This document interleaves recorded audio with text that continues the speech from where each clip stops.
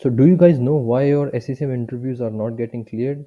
Because you are only telling your interviewer that we right click on the client and we push this button, install client, and then we check few logs, and that is the whole process. But do you even know that whenever we click on this button to install the client, there is one CCR file which is created inside the folder.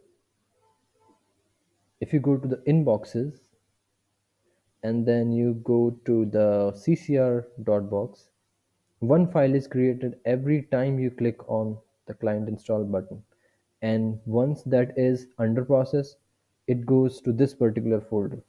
In case the client installation fails, that file goes to the retry box. These are the machines, these are the files where the SCCM client installation failed, and that's why they are in retry box.